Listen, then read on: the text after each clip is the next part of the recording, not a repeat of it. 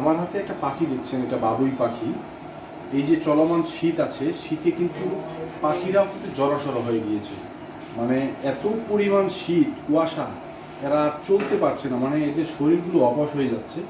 পাখিটি পায়ের কাছে আসে একেবারেই খুব মুমূর্ষু অবস্থায় কিন্তু পায়ের কাছে এসে পড়েছে।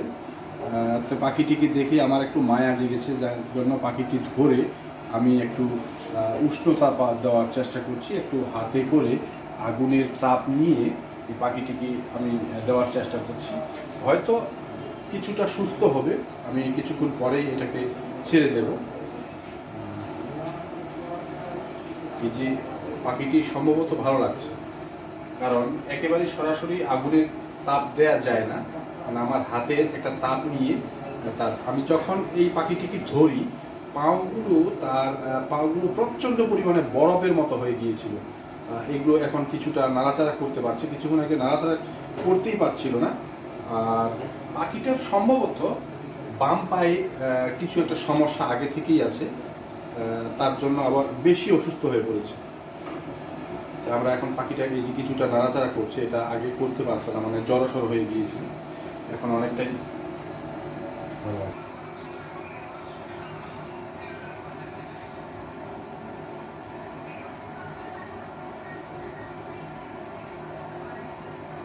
ওকে। যে পাখিটাকে আমি একটু আগুনের তাপ দিয়েছি, তাপ দেওয়াতে অনেকটা নাড়াচাড়া করছে বা হয়তো একটু ভালো লাগছে পাখিটা।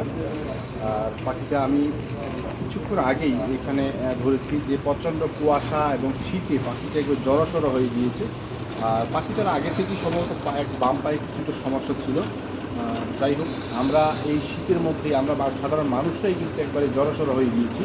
আমরাও কিন্তু এই শীতে একবারেই নাজেহাল আমাদের অবস্থা, আমরা থাকতে পারছি না। তবে এই যে পশু পাখিগুলো আছে, অবলা যে পাখিগুলো রয়েছে, পশুগুলো রয়েছে, তারাও কিন্তু আসলে এই শীতে প্রচণ্ড পরিমাণ কষ্টে আছে।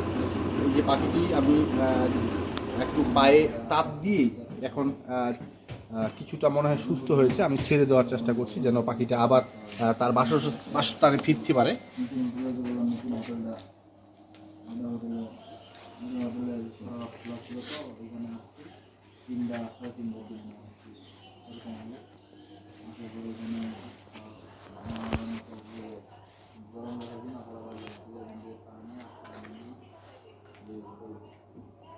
একটু খাবার দাও, পানি খাচ্ছে, আরে পানি খাচ্ছে। অল্প কটা ভাত দাও।